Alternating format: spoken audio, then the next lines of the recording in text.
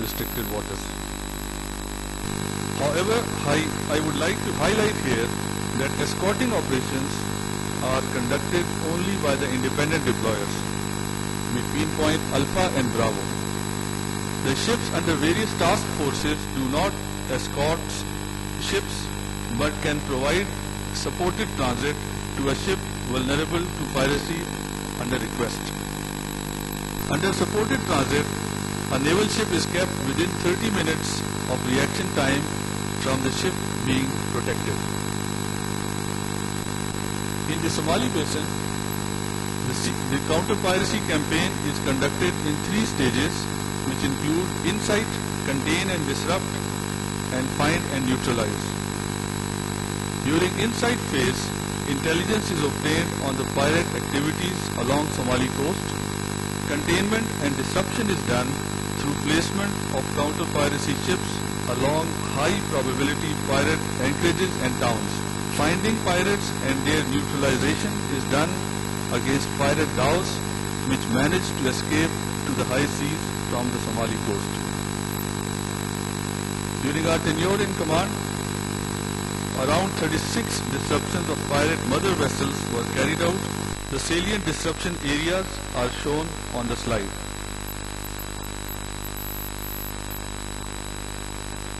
Ladies and gentlemen, the counter-piracy forces remain engaged with the merchant community and maritime industry and encourage them to comply with the best management practices promulgated for the safety of merchant ships against pirate attacks.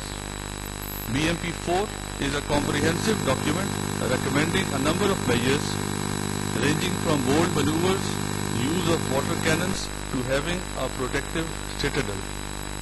Similarly, merchant ships are encouraged to register with Maritime Security Center Horn of Africa and UK Maritime Trade Organization while they are transiting through the Gulf of Aden and Indian Ocean region.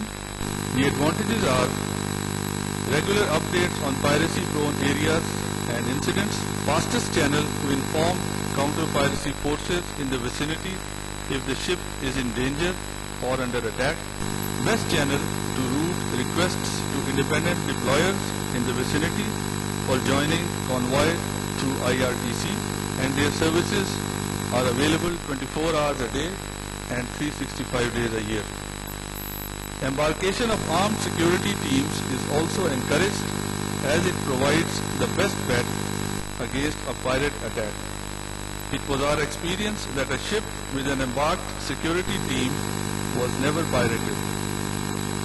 The CMF has also established the Shared Awareness and Deconfliction Forum, wherein all stakeholders affected by piracy get together and deliberate on ways and means to tackle piracy. Ladies and gentlemen, regional capacity building forms the cornerstone of the desired end state of CMF counter-piracy campaign plan and in fact a component of UNSCR. A comprehensive plan was made to interact with key leadership of Oman, Djibouti, Yemen and Saudi Arabia. This helped greatly in exchange of ideas and sharing of vital counter-piracy related information.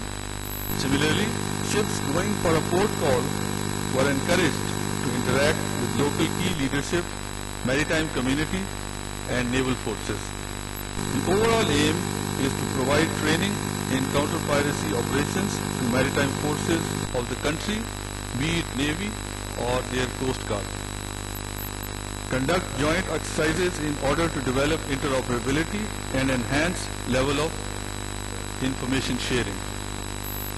Ladies and gentlemen, during our 14 weeks in command of CTF 151, the success rate of the pirates was kept down to a minimum level. Only 2 ships got pirated, primarily due to non-compliance of BMPs, as against 19 ships during the same time last year.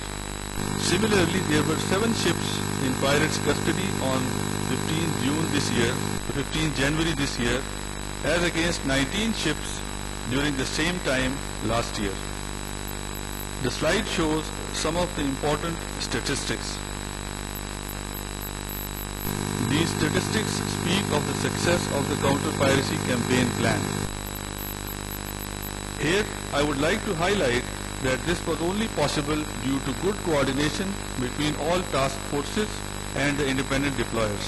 This wholesome strategy gradually created an environment wherein a large number of independent deployers started contributing towards patrols in the IRTC, including provision of their helicopters, ISR and also intelligence updates. Engagement with key leadership of regional countries, especially Oman and Djibouti, also helped in achieving better response of these countries in case of pirate activities near their coastal waters. Ladies and gentlemen, it is considered pertinent to highlight some of the challenges in countering piracy off the coast of Somalia. Lack of a comprehensive approach towards tackling the piracy issue is a major impediment in attainment of the assigned mission.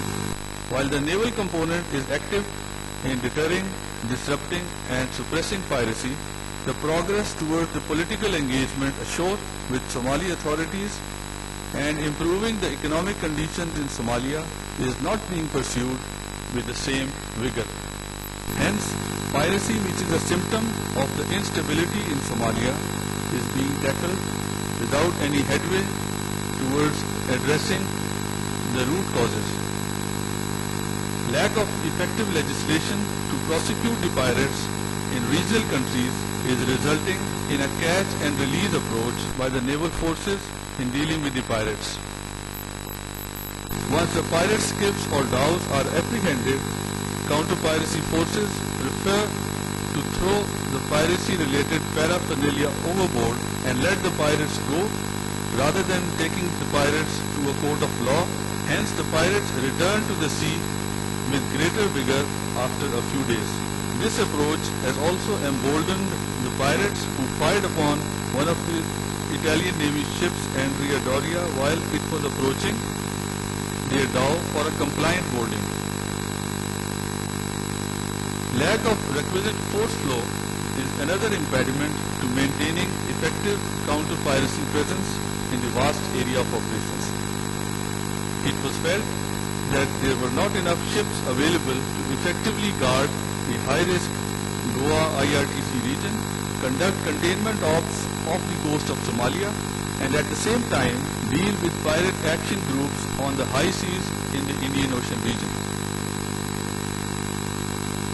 Piracy has become a lucrative business. There is hardly any effort being made to track the ransom money after it is delivered to the pirates.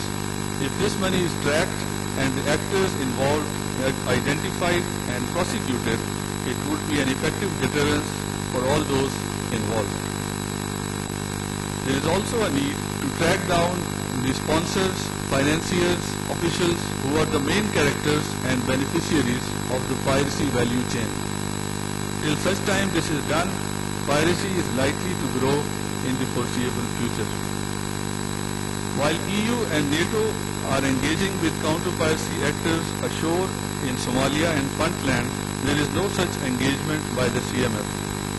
This is also considered an impediment in finding a solution to the piracy issue. Now a few words about PN counter-piracy efforts. Pakistan has been a staunch supporter of an integrated approach to combating the menace of piracy. Pakistan shares the international will and desire to find the right way forward, which would lead not only to the eradication of piracy, but also the elimination of causes germinating this threat. It is important to note that despite limited assets and national commitments, PN has been able to augment coalition's efforts, which is a testimony to PN's sincere commitment to contain and eradicate maritime threats prevailing in the region in all their forms and manifestations. So far, 11 PN destroyers in rotation have completed counter-piracy deployments in the Gulf of Aden and Horn of Africa as part of CTF 151. PN ships provided supported transit to a number of high-risk and vulnerable shipping through Goa and rescued numerous survivors under SOLAS situation during counter-piracy operations. So far, PN has commanded Task Force 151 twice, once in late 2010 and second time in 2011, which is a matter of pride for Pakistan in general and Pakistan Navy in particular. Pakistan Navy is the first regional navy to command CTF 151, which is, besides other things, a rewarding experience for PN. At home, PN has formulated counter-piracy measures to deter piracy in our own EEZ.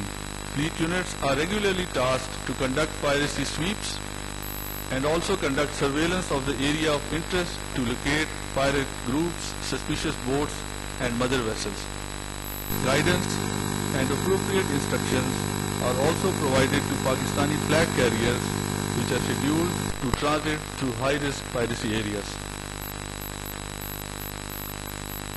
The command of CTF 151 provided a good opportunity to understand the dynamics of piracy off the coast of Somalia. The CMF campaign plan is effectively suppressing piracy through military engagement, regional capacity building, and pursuing implementation of best management practices by merchant ships. However, presence of requisite number of counter-piracy ships cannot be sustained indefinitely, and a comprehensive approach addressing the root causes of piracy ashore in Somalia is needed to deal with the problem. It is believed that the approach adopted by the counter-piracy naval forces to achieve the aim is benign in nature due to a number of factors, the main being non-existence of effective legislation or a dedicated code of law where piracy-related issues or cases could be pursued and effective punishments given to those proven guilty. Lack of active engagement with counter-piracy actors ashore in Somalia is another limiting factor. A comprehensive approach which tackles the root causes of piracy ashore and deals with the symptoms at sea is required to achieve the desired aim. Until this is done, piracy is likely to grow in the years to come as it has taken the shape of a lucrative business. I thank you. Thank you, sir. The session is now open for questions and answers. I hand over the session to the session chairman, Colonel John Wood, for proceedings. Well, thanks very much. Before we go to the question and answers from among the audience and participants and delegates, I have a request here from George, who would like to answer some of the comments and questions that have been raised by the previous speakers. So please.